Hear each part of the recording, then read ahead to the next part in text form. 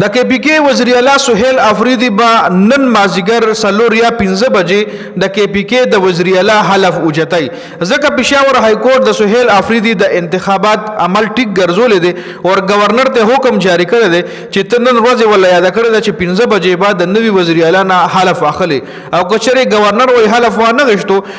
حلف ایستو نه انکار وکړو به د صوبای اسمبلی سپیکر صاحب چې کوم دی بابر صدیق سواتی چې کوم دی غل ویلي چې بیا به ته حلف واخلي خو بل طرف ته مولانا فضل الرحمن صاحب د نوی کې پی کې وزیر اعلی په انتخاب باندې خوشاله نه دي او عدالت ته هم تل د کیس په هم چولې دی کې دیشي په دې انتخاب باندې هغه چې کوم کیس چولې دی کې فیصله هم د پی ټی آی په حق کې راشي بل طرف ته ای ان پی په دې انتخابات باندې بالکل نیوټرل ای ویل دي چې حق د پی ټی آی د شې د څوک وزیر اعلی جوړي نو دای جوړول شي په هیڅ قسم سے اعتراض نه کړي ای ان پی نو دا په دې ویډیو کې په دې ټاپکس باندې ډیټیل سره خبره کو ویډیو خپل هم مکمل ګورئ او مخکې ملګرو سره ضرور شریک کړئ اسمبلی کې د نوی وزیر اعلی انتخاب نه پس عدالت کې هم پی ټی آی ته کامیابی ملو شه گورنر د الیمین ګنداپور استعفا نو منزور کړي چونکه الیمین ګنداپور 2 ځله استعفا ورلېګلې و او گورنر سے بکلوي چې ماته استعفا قبول منزور ملو شوی نه دا او کله به چې په دې استعفا باندې دسخط کم شوی دي نو هغه ټیک نه دي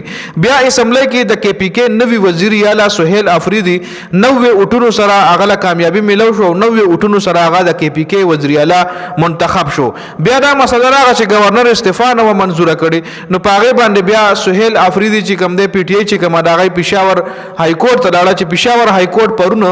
دا فیصله وکړه چې گورنر بعد سہیل افریدی نه حلف اخلي او کچره گورنر د حلف و نه غشتنو بیا به د کې پی کې اسمبلی سپیکر صاحب چې کوم دی ابا د حلف اخلي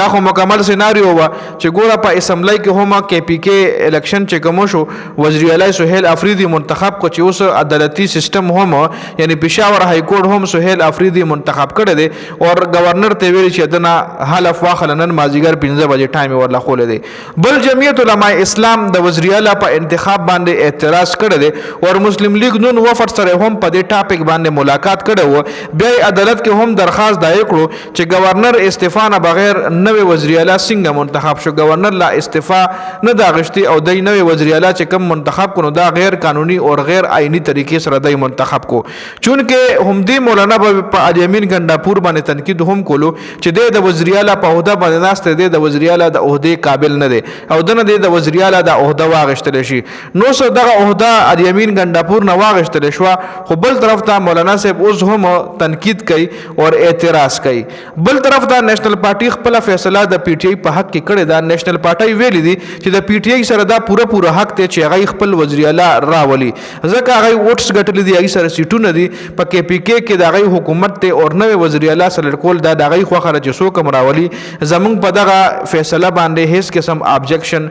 هیڅ قسم اعتراض نشته دی نو په دې ویډیو کې دا اهم اپډیټ سو د ویډیو کتلو زیاته مننه والسلام